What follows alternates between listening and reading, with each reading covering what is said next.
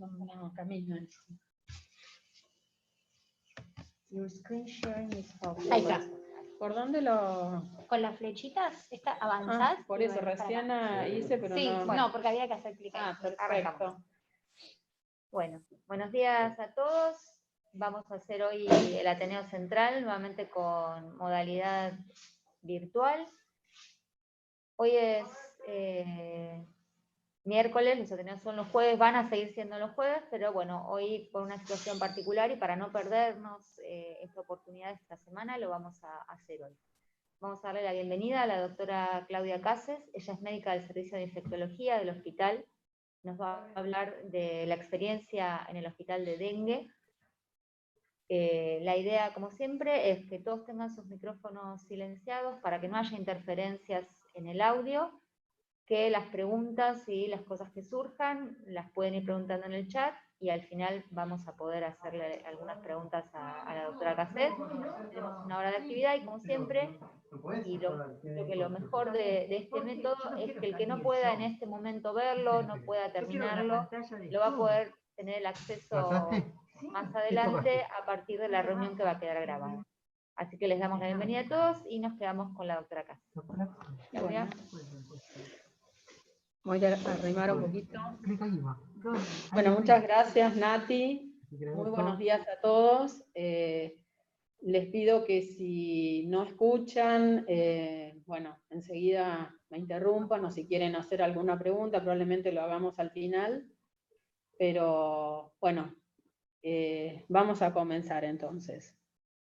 Vamos a hablar de la experiencia clínica en nuestro hospital sobre esta patología, que dado el contexto que tenemos actual con el COVID, bueno, lo que estamos viendo en este momento en el consultorio de infecto y los pacientes que están internados han sido una variada, inmensa cantidad. Así que por eso amerita que volvamos a repasar un poco las características de la enfermedad.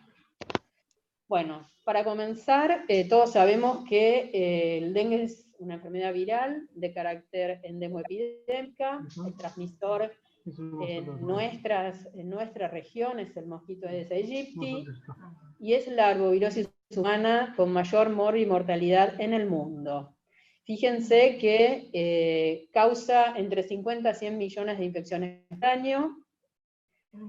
250.000 a 500.000 van a evolucionar al dengue grave o al dengue hemorrágico, que 3.900 millones de personas de 128 países se encuentran en riesgo de infección, con 500.000 de hospitalizados y más de 25.000 muertes.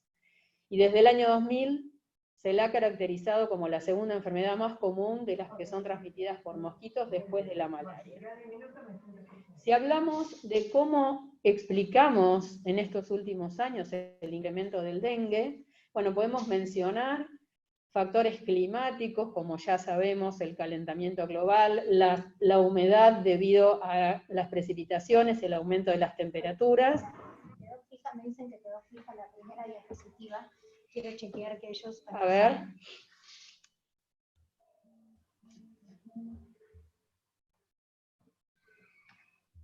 ¿Quieres volver para atrás? Que sharing is post, parece dice.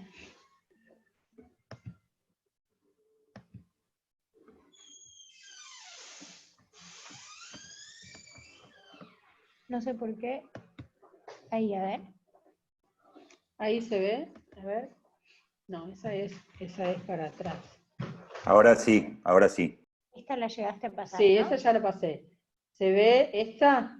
Factores climáticos. Sí, sí, se ve bien. Pueden seguir. Perfecto. Bueno, entonces, estábamos con factores climáticos. Sí, los factores climáticos que ya mencionamos, y los factores económicos y sociales, como el aumento de la población mundial, la urbanización desordenada, la pobreza, la recolección inadecuada de desechos, los viajes, y también la falta de programas efectivos contra la enfermedad y su vector. Entonces, el Aedes aegypti, desde el año 60, que digamos hasta ahora, digamos, se fue detectado nuevamente en Argentina en el año 1984, porque había desaparecido, digamos, o no se lo veía por estas latitudes, volvió nuevamente en Argentina en el año 1984, pertenece a la familia Flaviviridae, el virus, dentro del género Flavivirus, tiene un genoma de ARN, y sabemos que el virus presenta 4 serotipos, el 1, 2, el 3 y el 4, con una inmunidad homóloga, serotipo específica para cada tipo de virus.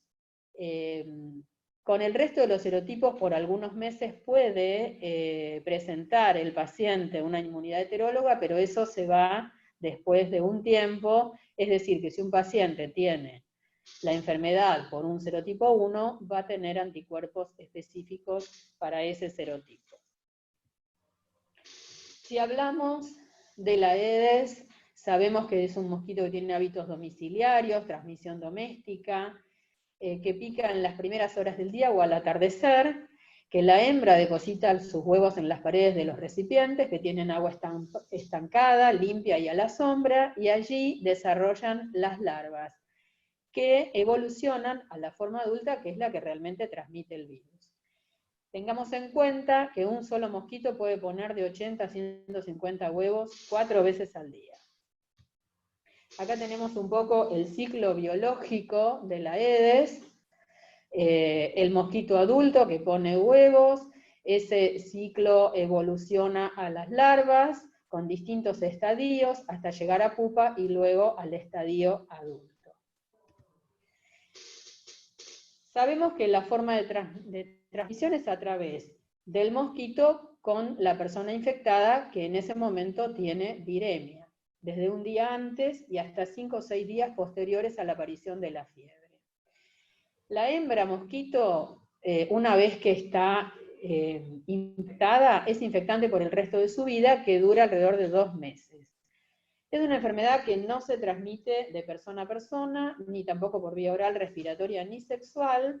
Sí puede transmitirse a través del embarazo, llevando a la patología, al dengue congénito, y por vía transfusional. Hay una cosa que quiero recalcar que es importante, el sistema inmune, que desempeña un papel fundamental en la aparición de las formas graves. Por lo tanto, es importante comprender la inmunopatogenia de esta enfermedad. Entonces vamos a hablar un poquito de la fisiopatología y la respuesta inmunológica. ¿Qué pasa acá? Liliane, requesting, remove. Ahí. ¿Qué pasó? Acá hay un tema técnico. No, alguien está tratando de pedir la pantalla.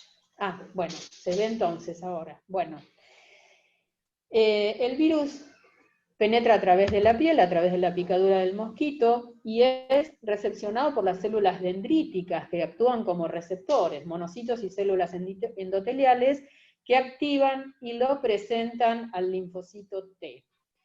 Vamos a marcar un poquitito este dibujito. En el linfocito T se activan los CD4 y posteriormente los CD8, se produce la replicación viral dentro de los macrófagos y liberan gran cantidad de virus a la sangre, ¿sí? Bueno, esta activación de los CD4 y CD8 liberan gran cantidad de citoquinas con la correspondiente cascada inflamatoria y liberación de interleuquinas e interferón alfa. Esto lleva al aumento de la permeabilidad vascular, a la extravasación de plasma y a la consecuente hemoconcentración con shock hipovolémico en los casos más graves.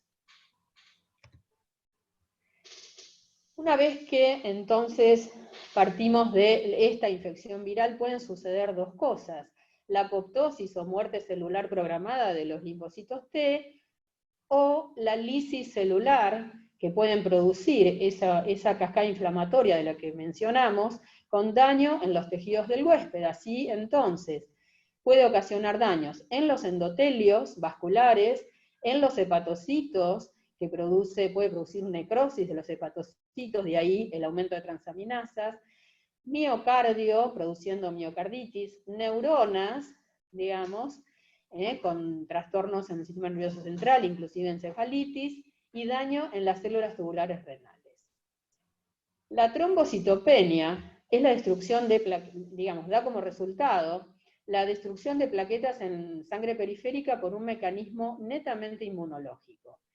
Y los sangrados que presentan los pacientes, además de producidos por la disminución de las plaquetas, hay otras causas múltiples de sangrado, que son las vasculares, cuando hay daño de los endotelios, como ya dijimos, las alteraciones de la coagulación, porque los anticuerpos antivirales pueden reaccionar contra el plasminógeno, y producir además un desbalance entre los mecanismos de coagulación y fibrinólisis. Así que las causas de sangrado son varias. La presentación clínica de la enfermedad, sabemos que tiene una incubación corta, de 5 a 7 días, y que clínicamente puede haber formas sintomáticas como asintomáticas, con una etapa primera febril, una segunda etapa crítica y una etapa de recuperación. Este dibujo está en todos los libros, ¿no es cierto?, pero es muy útil para explicar cómo son las etapas evolutivas del dengue. Hay una primera etapa, como dijimos, que es febril, donde hay aumento de la viremia, ¿no es cierto?, y con respecto a los datos de laboratorio, comienza a aumentar el hematocrito, digamos, llegando ya casi al cuarto día, y a disminuir el número de plaquetas, pero esto es muy precoz todavía. En la etapa de las manifestaciones clínicas potenciales, tenemos en esta primera etapa de deshidratación, la temperatura comienza a subir, ¿sí? Y esto se da en los primeros 4 días de enfermedad. Al pasar a la etapa crítica o de extravasación de plasma, vemos que ya la viremia ha disminuido, el paciente ha dejado de tener fiebre, probablemente, algunos sí, otros no, y comienza, con respecto a los anticuerpos, el aumento de la IgM específica. Con respecto al resto de los parámetros de laboratorio, tenemos en esta etapa el aumento del hematocrito y la disminución franca del número de plaquetas. Podemos tener el daño de órganos secundario a la respuesta inflamatoria, ¿no?, desde el sistema inmune, y a la extravasación de plasma con hemorragias. A ver si encuentro el cursor. Eso. Bueno, en esta etapa, que se daría entre el 5º y el 7º día de enfermedad, ya el paciente generalmente ha disminuido la fiebre o está en vías de desaparecer. Y después, la última etapa, es la etapa de recuperación, donde ya hay un aumento de los anticuerpos IgM específicos, el hematocrito comienza a bajar, y las plaquetas comienzan a subir hasta llegar a su valor normal. Es la etapa donde si hubo sobrecarga de líquidos y derrames serosos, es la etapa de reabsorción de esos derrames serosos. La temperatura ya está normal y sería, digamos, los últimos días de la enfermedad. Entonces es fundamental controlar en forma estricta al paciente en las 48 horas posteriores al cese de la fiebre, porque justamente luego de que el paciente deja de tener fiebre es la etapa de mayor riesgo de aparición de complicaciones. Entonces ahora queremos repasar la clasificación de dengue según la OMS del año 2009, que fue la última vez que se habló de la clasificación, en dengue y dengue grave. Esa es la clasificación. El dengue...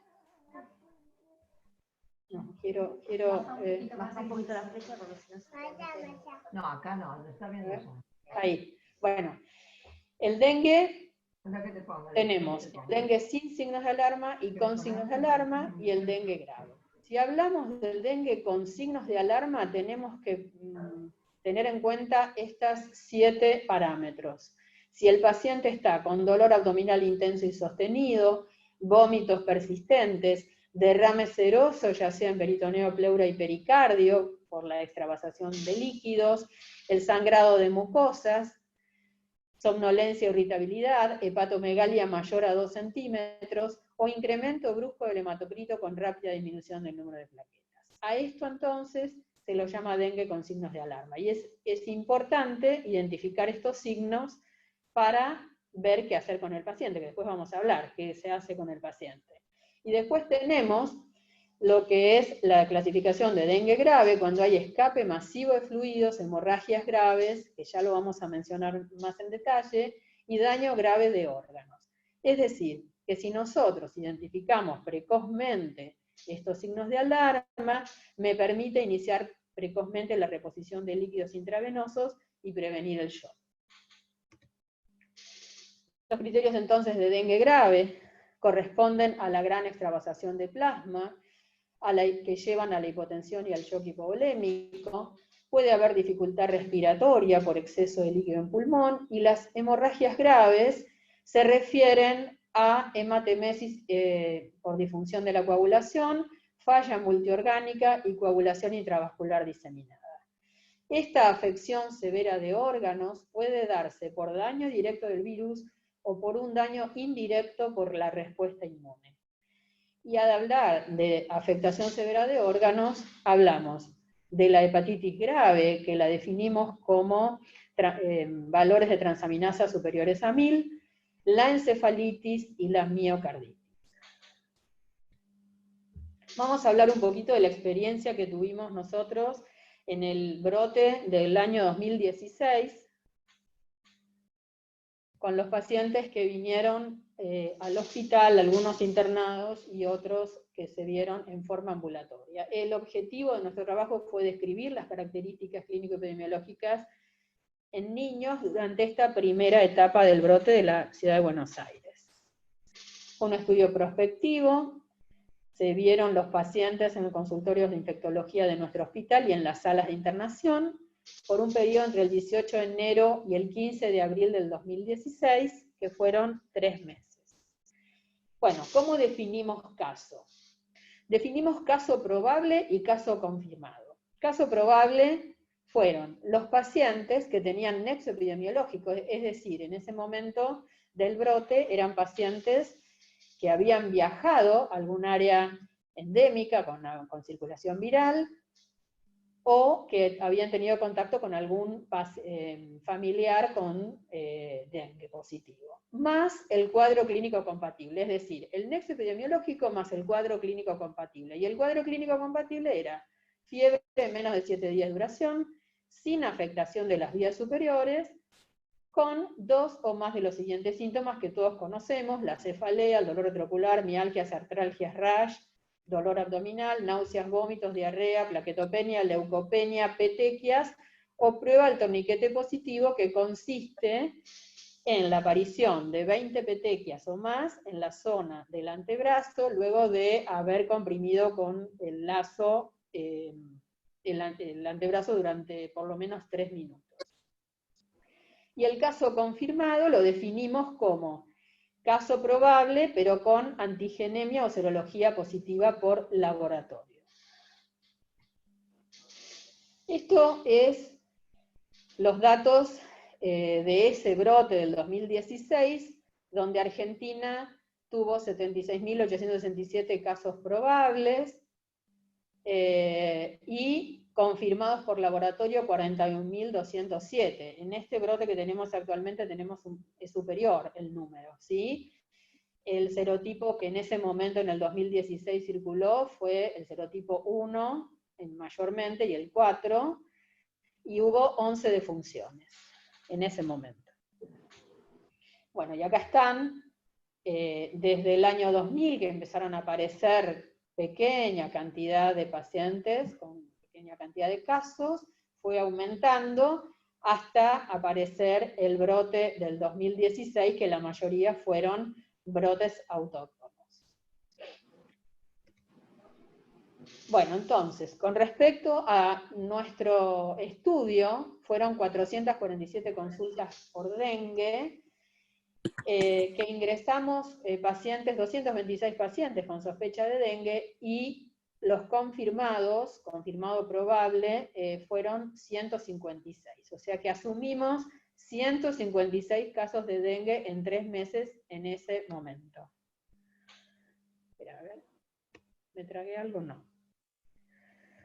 Bueno, la edad de los pacientes tuvo una mediana de 11 años, 50% se distribuyó por sexo, y la procedencia de estos pacientes, la mayoría, el 56%, eran de la Ciudad Autónoma de Buenos Aires y el 43.6% del Gran Buenos Aires.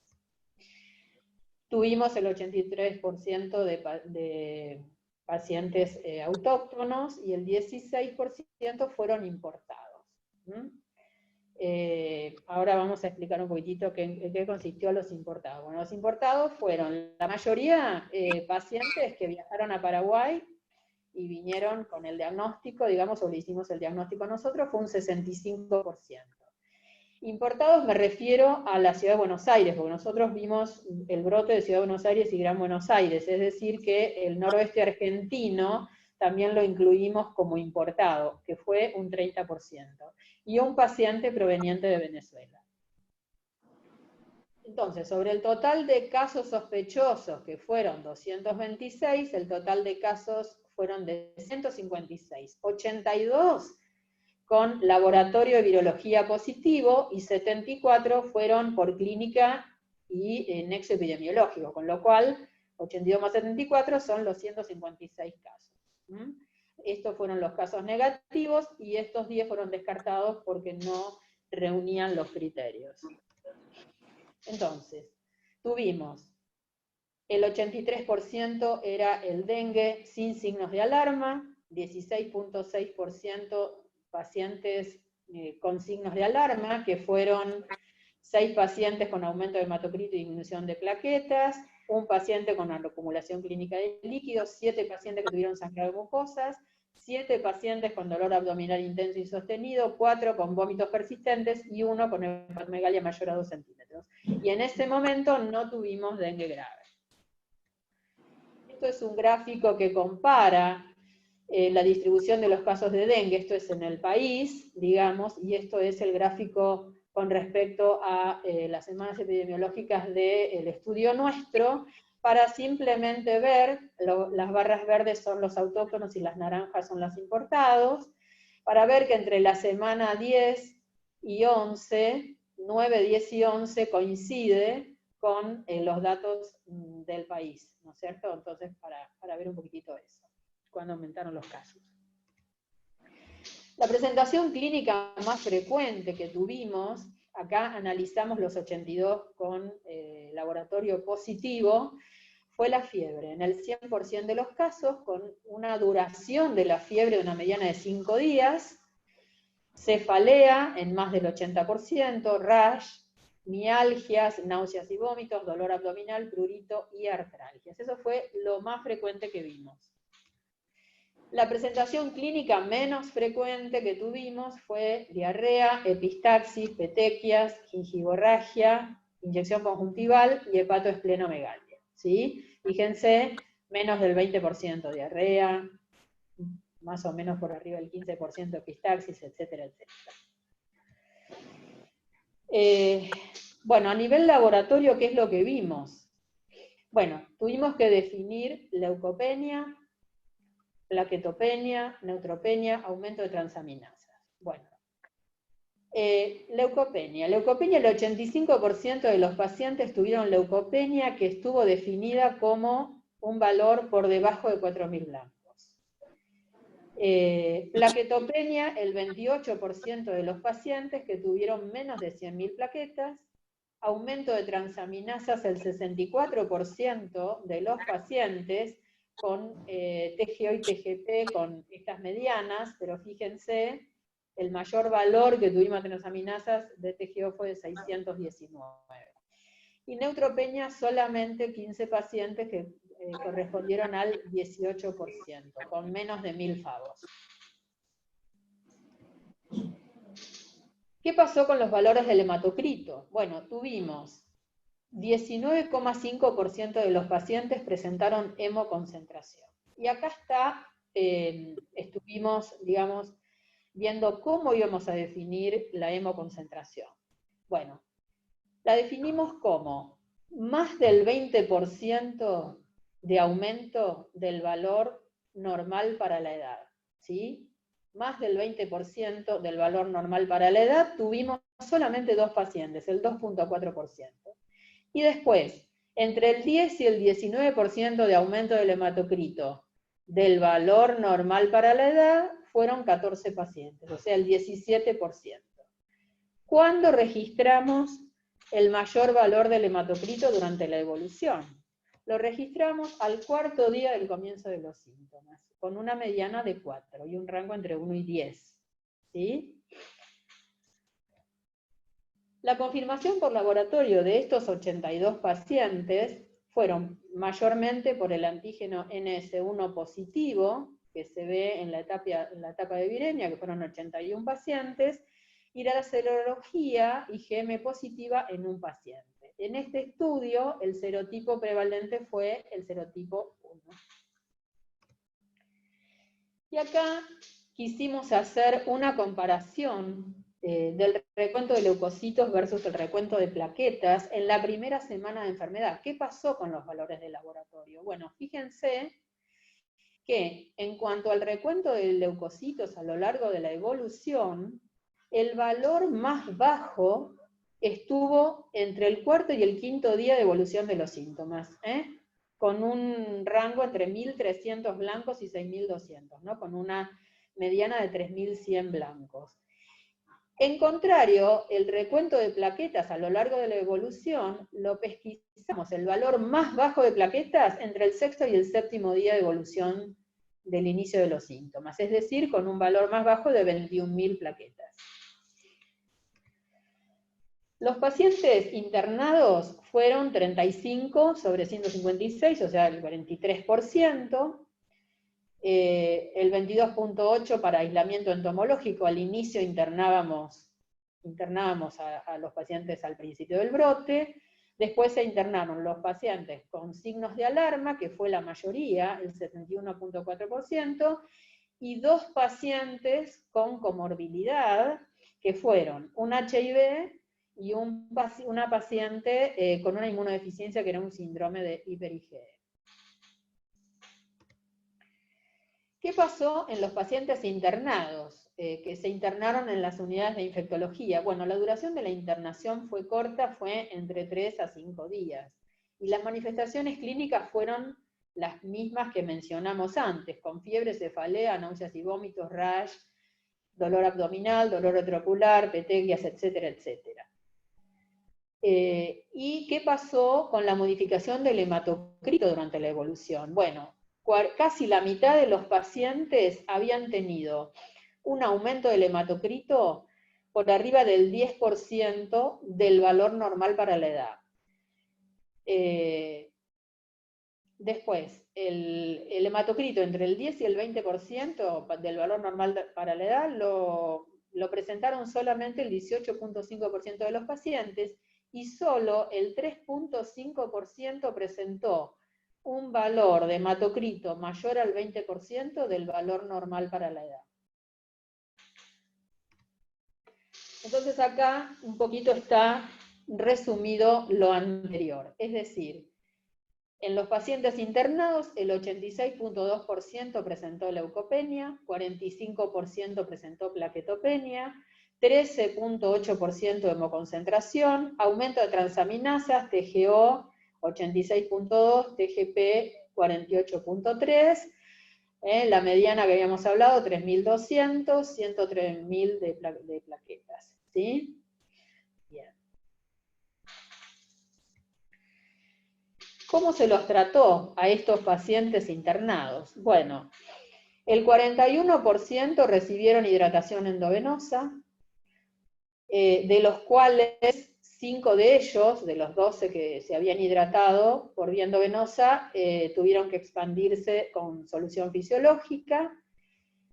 La mayoría, del 58.6%, recibieron hidratación por vía oral, y ninguno de ellos se derivó a unidad de cuidados intensivos. Tuvieron el 100% de evolución favorable.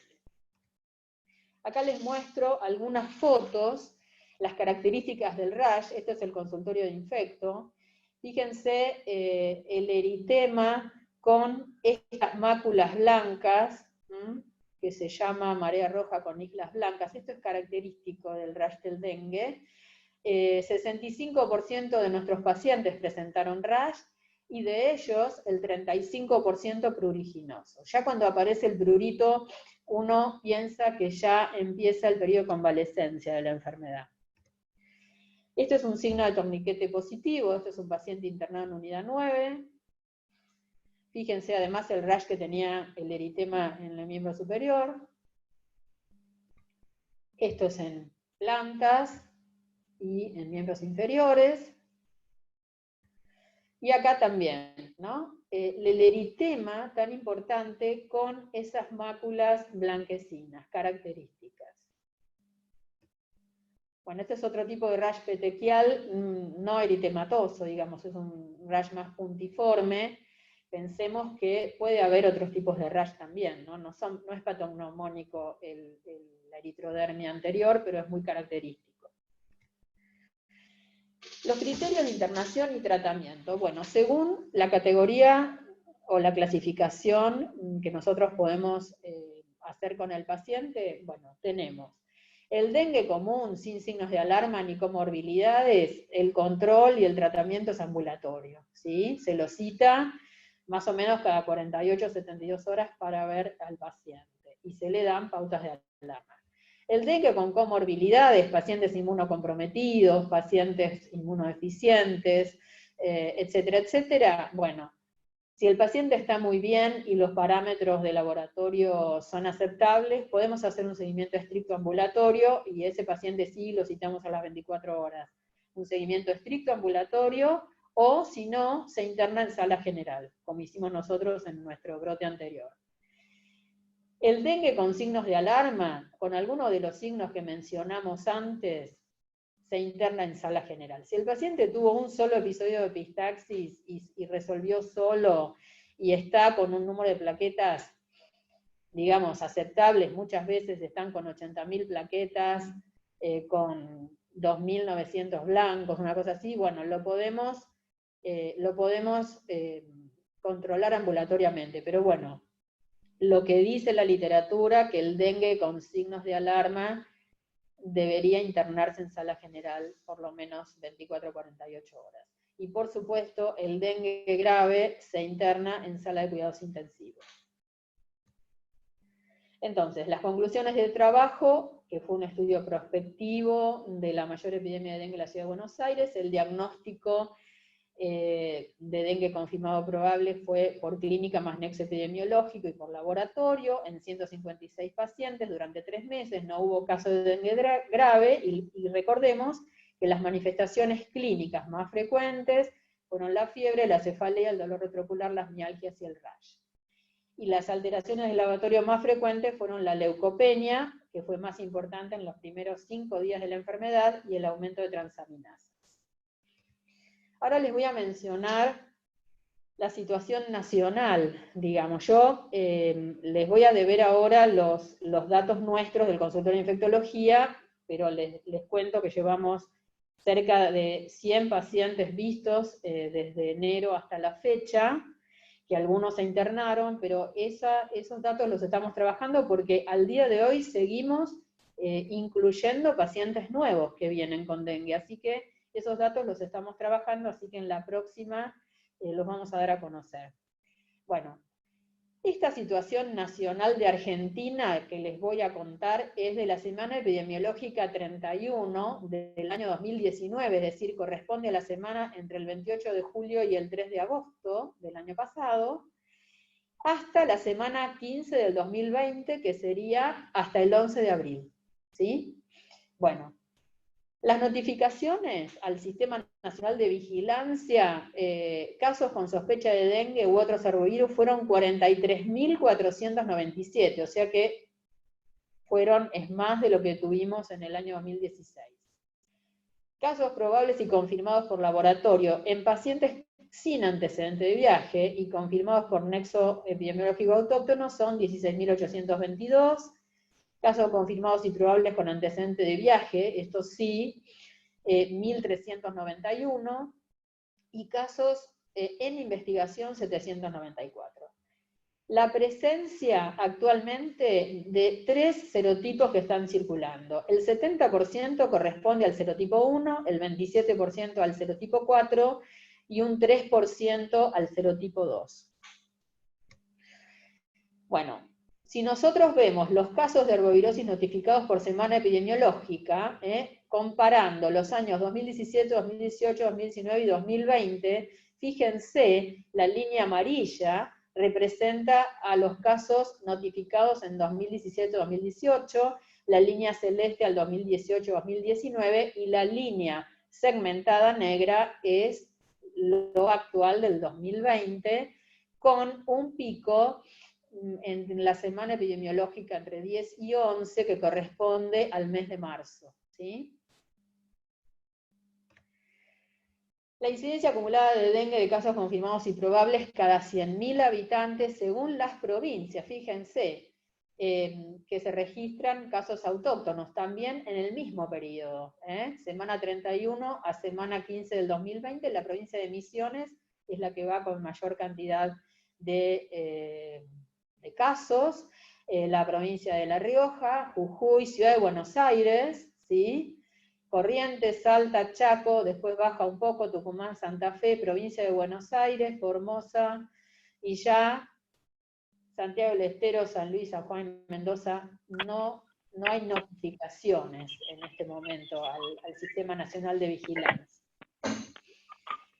Si nosotros vemos los casos de dengue en el noreste argentino, el NEA, en este mismo periodo, vemos en lo que está las barras en anaranjado en la provincia de Misiones, la celeste Formosa, la violeta es Corrientes y el verde es Chaco, fíjense con respecto al año anterior, y este sería el noroeste argentino en el mismo periodo, lo anaranjadas son las barras que representan a Tucumán, Santiago del Estero el celeste, Jujuy el rojo, Catamarca el azul, y La Rioja el verde, ¿sí? Bueno, y esta es la región del centro del país, ¿sí? Provincia de Buenos Aires verde, violeta Ciudad de Buenos Aires, celeste Córdoba, azul Santa Fe, naranja Entre Ríos, ¿sí? O sea que Cava y provincia de Buenos Aires son los que más, en este caso, tendrían. Bueno, y al hablar de la ciudad de Buenos Aires, estas son semanas epidemiológicas de la semana 1 a la semana 16, en el caso de del 2020. Fíjense, también compara 2017, de las primeras semanas del año hasta la semana 27, 504 casos, ¿sí? Que sería el celeste, ¿sí? Después, el 2018, la línea roja, con 481 casos. En el 2019, que sería la verde, con 266 casos, y en el 2020, en Ciudad de Buenos Aires, en este periodo de enero a abril, 7.744 casos. Y si comparamos, estos son todos gráficos del gobierno de la ciudad, sobre casos confirmados y probables según la semana epidemiológica, los residentes en Cava. Acá compararon en este gráfico el brote del 2016, que es la línea azul, con el brote rojo del 2020. Fíjense que el brote actual es, digamos, el de mayor envergadura, con 5.873 notificaciones, ¿sí? En este periodo. Y acá les quería mostrar la ciudad de Buenos Aires con los barrios más afectados. El barrio más afectado es el barrio de Flores, con una tasa por 100.000 habitantes de más de 700. Después el barrio de Villa Soldati, Villa Lugano, Vélez Arfiel y Parque Avellaneda, también Barracas. esos barrios que mencioné, se concentra en esos barrios el 58% de todos los casos. Fíjense que en otros, como Caballito, Almagro, Palermo, Recoleta, Belgrano, Núñez, todo esto, Saavedra, tendrían una tasa mucho menor, ¿sí? Casualmente vimos hoy un paciente proveniente del barrio de Flores. Bueno, los casos fallecidos en el país, hasta ahora se registraron 21 personas fallecidas. Recuerden que en el brote del 2016 había habido 11 fallecidos, ¿sí? Con pruebas positivas, y hay otros 10 que están en investigación, o sea que no sabemos esto, qué fue. Fueron fallecidos, pero no sabemos si fue por dengue. Bueno, de los 21 fallecidos se registraron pruebas positivas para dengue, 6 eran mujeres y 15 varones, con edades entre 14 y 87 años, con una mediana de 57 años. O sea que el total de fallecidos hubo 4 en la provincia de Buenos Aires, 1 en Cava, 1 en Chaco, 5 en Córdoba, 1 en Entre Ríos, bueno, 2 en Misiones, 3 y 3 en Salta y Tucumán. Bueno, y habrá que ver estos 10 pacientes, qué es lo que da después la investigación. Bueno, vamos a hablar un poquito de las recomendaciones que todos conocemos y somos la que le hacemos a nuestros pacientes, que parece, digamos, una cosa muy reiterativa, pero a veces al hablar con los pacientes nos damos cuenta que se podría mejorar, digamos, el ambiente donde vivimos. Y bueno, cambiamos frecuentemente el agua de los bebederos y floreros, tapar los recipientes con agua, eliminación de la basura, eso es muy importante, eliminar las llantas que tienen agua, utilizar los repelentes en las áreas descubiertas del cuerpo. A veces vienen los pacientes y dicen, sí, doctora, nosotros usamos repelente, pero realmente, bueno, sí, a veces parece como que los mosquitos se hacen resistentes a bueno, utilizar mosquiteros, recordemos a los recién nacidos. ¿Cómo se parece al trigovito que tenemos en el punto de Vanessa? Está acoplando algo. Por favor, ¿alguien tiene abierto el micrófono? Apáguenlos. Bueno, los recién nacidos decía que les decimos que le pongan el tul, que es lo mejor, ¿no es cierto?, para protegerlo de las picaduras. Y bueno, ya sabemos, todo lo que sea limpieza, no acumulación de residuos, etcétera, etcétera, sería lo mejor. Y para terminar, entonces, sabemos que el dengue podemos prevenirlo con todas estas medidas, y pensemos, cuando hablemos con nuestros pacientes, decirles que todas estas medidas son muy importantes y justamente cualquiera de nosotros podría ser el próximo infectado. Así que, por mi parte, nada más. Muchas gracias. Creo que tenemos algunas preguntas para contestar que han ido haciendo a través del chat. Pueden seguir preguntando a través del chat, que lo vamos mirando. La idea es que la pregunta sea por escrito, porque hay mucha interferencia en el escrito. Entonces, no a través del chat. Hay un sorteo de Dieta Club Palermo. Bueno, ¿alguien tiene el micrófono abierto? 50 o gratuitos. Dieta Club. ¿Quién tiene Pero el tengo micrófono? que etiquetar a 3 personas que escriban Dieta Club. Ya lo silencié. Bueno, avanza. Bueno, vamos con las preguntas. Hay una pregunta relacionada con los signos de alarma. ¿Con un signo de alarma alcanza para considerarlo como criterio de que, o tenemos que juntar varios? Bueno, eso digamos que depende del criterio clínico de cada uno y de la experiencia que uno tiene de ver pacientes con dengue. Cuando hay un dolor abdominal intenso, lo consideramos como único signo de alarma. Si tiene un episodio, como dije antes, de gingivorragia o de epistaxis, y fue uno solo y remitió y el paciente está bien, también lo podemos controlar al día siguiente, digamos. Todo es relativo, ¿no es cierto? Esas son guías.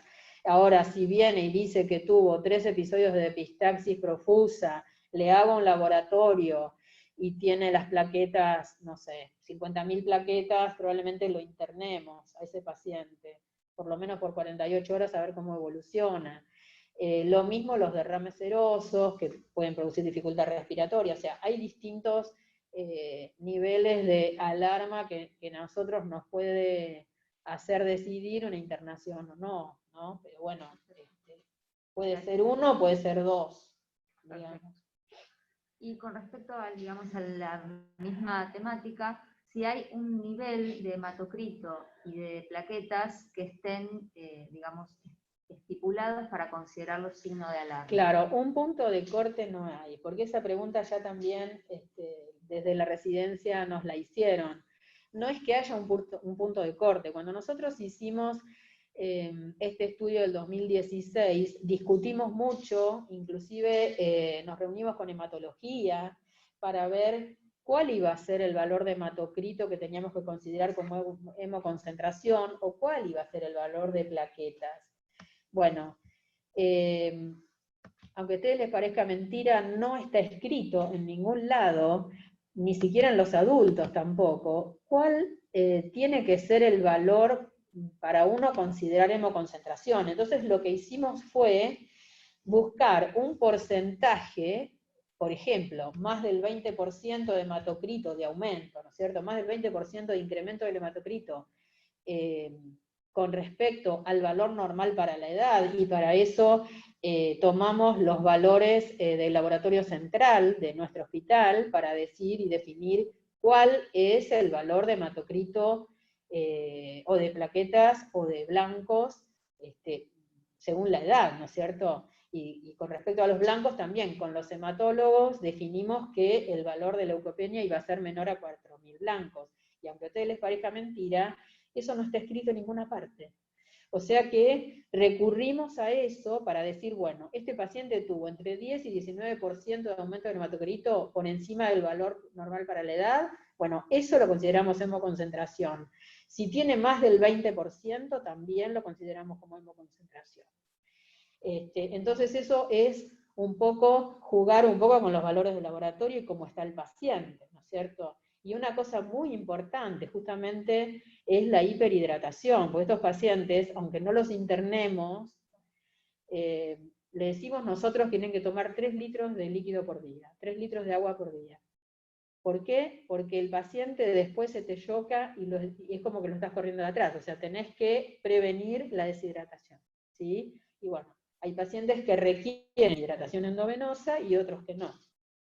Pero no hay un punto de corte con respecto a eso. Una pregunta con respecto a las definiciones. Contacto. ¿Hay una definición de contacto para dengue? ¿Una definición particular?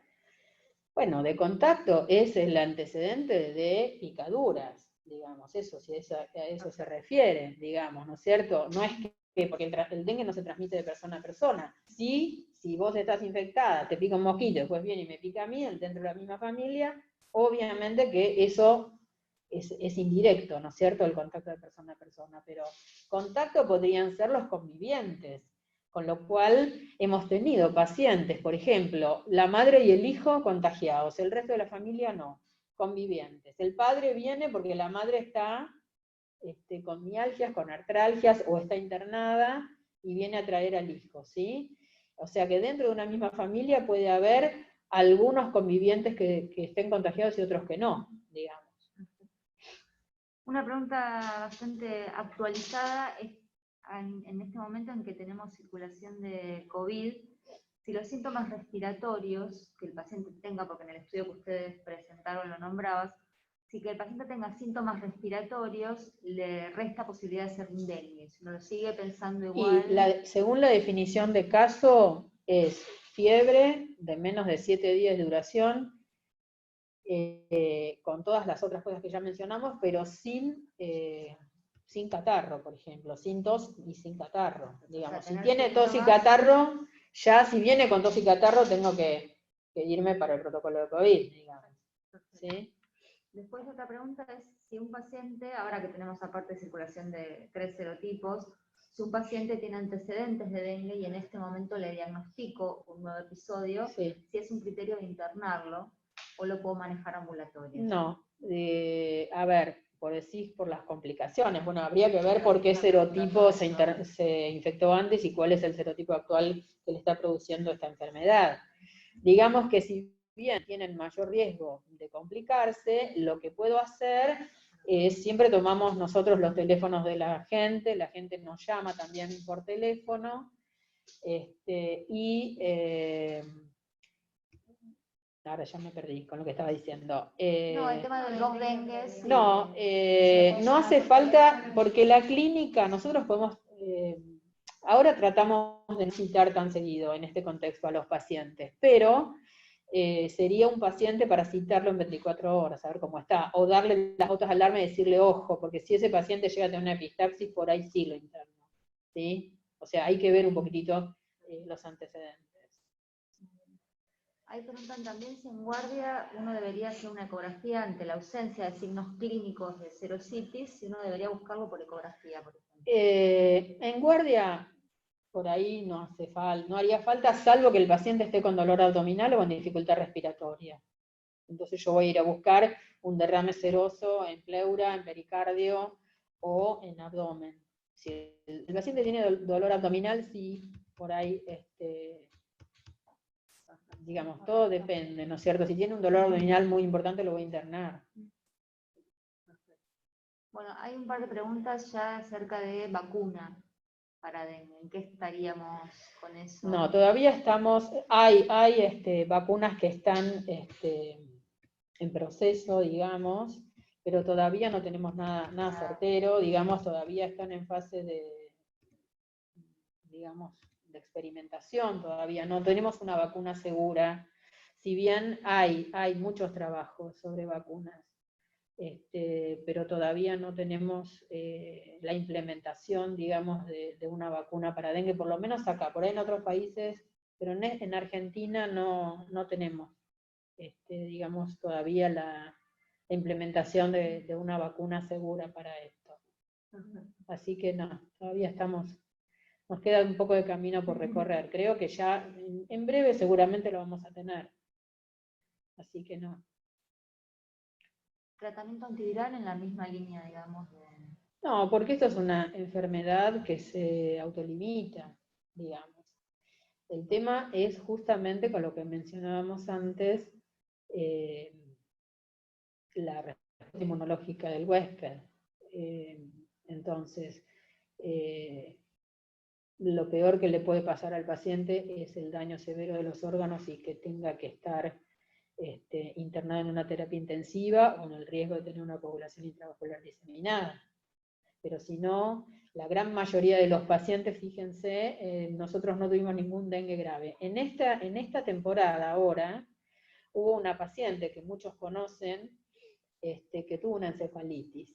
Una paciente con otras comorbilidades, con mielomeningocele, etcétera, etcétera, que tuvo una encefalitis, y la serología fue positiva, tuvo un síndrome convulsivo, bueno, ahora está internada nuevamente, no sé si no está en la unidad 4. Pasó una terapia y de las 6. Milagros. Sí, las 6. Bueno, las 6. Pero es la única paciente que tuvimos en la UTI, digamos. Y no se pudo hacer el diagnóstico de líquido cefalorraquídeo porque no se pudo punzar, porque tenía un tema neuroquirúrgico, tenía los ventrículos muy colapsados. Así que no obtuvimos líquido cefalorraquídeo, asumimos que tuvo una encefalitis por dengue porque tenía diagnóstico serológico positivo. Pero bueno, ese fue el único paciente que pasó a terapia intensiva, en toda la casuística que tenemos. Bastante Sí, poco, ¿no? sí. Preguntan también, la doctora Espada, si viste algún síndrome de activación macrofágica en dengue, o si hay reportes. Nosotros también. no, pero en adultos hay. En adultos hay. Nosotros no lo hemos visto,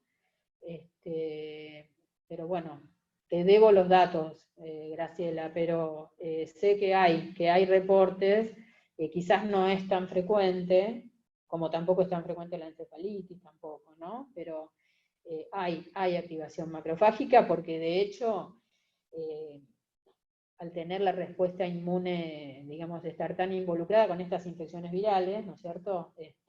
Puede haber activación macrofágica y coagulación intramuscular diseminada, algo parecido a lo que pasa con el COVID también, ¿no? Había una pregunta un poco más arriba, que preguntaban si tener comorbilidades en estos pacientes es un criterio para internarlos. Sí, es un criterio para internarlos. De hecho, nosotros los 2 pacientes que internamos tenían, los 2 pacientes con comorbilidades se internaron, anduvieron bien, que uno dije que era un HIV y el otro era un inmunodeficiente, así que sí. Lo que pasa es que siempre uno, cuando empieza a ver mucha cantidad de pacientes con estas patologías, por ahí si es un paciente que está muy bien, vos lo podés citar a las 24 horas en el caso de que pueda venir, que pueda trasladarse, y que sepas que va a volver, lo puedas controlar a las 24 horas, aunque tenga una comorbilidad. Pero si nos remitimos estrictamente a lo que dice la bibliografía, el dengue con comorbilidades se manejaría en una sala de internación general, por lo menos 48 horas. ¿Encontraron diferencia, pregunta la doctora Tonini, entre evolución de niños y adultos o adolescentes? En cuanto a evolución, no, porque todos evolucionaron bien. Te podría decir, Silvia, que los adolescentes tuvieron una clínica más florida.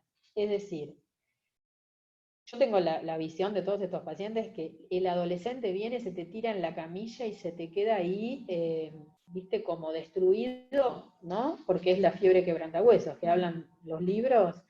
Y el adolescente, sobre todo, tiene un cuadro mucho más florido, está como más, con más mialgias, con más artralgias, con mucho dolor de cabeza. Es decir, el paciente más pequeño quizás lo pasa mejor, digamos. Eso es lo que hemos visto. Pensemos que la mediana de edad en nuestro estudio fue de 11 años, o sea que es un puber. Puber es, chicos más chicos también hemos visto, pero yo tengo esa visión de los adolescentes que muy postrados, con una gran postración, a nivel clínico, pero después a nivel laboratorio, a nivel evolución de la enfermedad, todos evolucionaron bien. Así que no hubo demasiadas diferencias. Hay una más, y ya para ir terminando y no, digamos, no prolongarlo excesivamente, si quieren, si quieren hacer alguna otra pregunta, vayan ahora, habla ahora o calle para siempre. No, siempre acá hay respuestas, la verdad que excelente todo lo que nos estás compartiendo. ¿Cuál es el parámetro de laboratorio más importante para evaluar la evolución? Si pudiéramos decirlo, por lo menos en los reportes de acá, ustedes tienen una casuística bastante grande. El parámetro de laboratorio, y bueno, el recuento de blancos, la hemoconcentración y el número de plaquetas, te diría.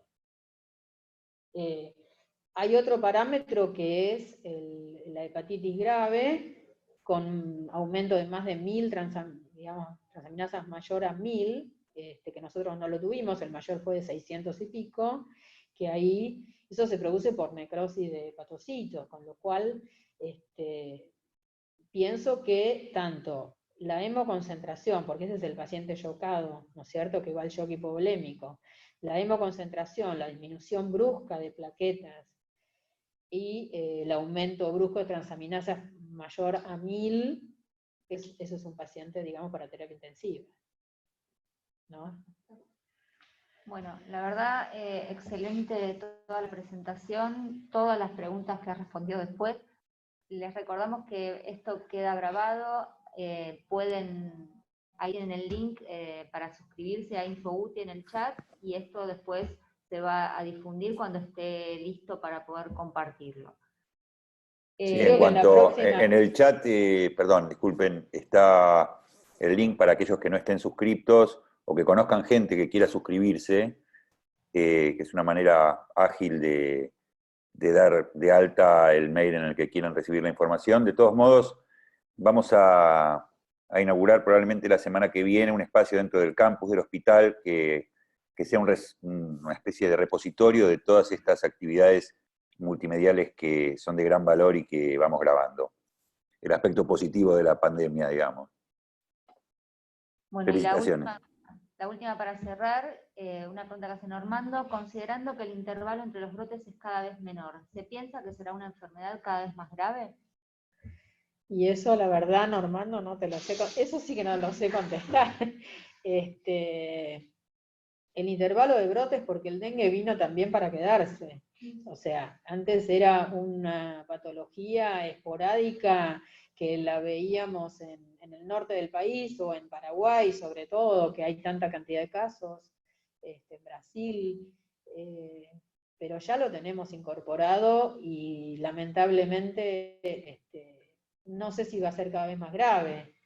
Esperemos que no, pero eso la verdad que no lo podemos saber. Y vamos a hablar seguramente en las próximas presentaciones, a ver algo más sobre las vacunas, ¿no es cierto? Porque eso sí es un tema importante, ¿no? Pero todavía no tenemos nada concreto. Bueno, excelente la presentación, muchísimas gracias. No, gracias Claudia. a ustedes por la invitación, la verdad que me encanta poder participar, por lo menos desde acá, para que las actividades del hospital no se corten, porque bueno, estamos trabajando este año, digamos, de una manera muy atípica, así que bueno, me encanta poder participar, así que gracias a ustedes. Buenísimo. Y vamos a agradecer muy especialmente a tanto a los instructores de residentes que colaboran con esto, y por supuesto al doctor Goldfarb, que desde el espacio de telemedicina hace posible que todos podamos seguir formándonos y sabiendo qué es lo que pasa en el hospital, que no es todo coronavirus. Tenemos que seguir conociendo todo lo demás para atender a nuestros pacientes. Muchas gracias y la semana que viene los volvemos a encontrar. Bueno, gracias a ustedes.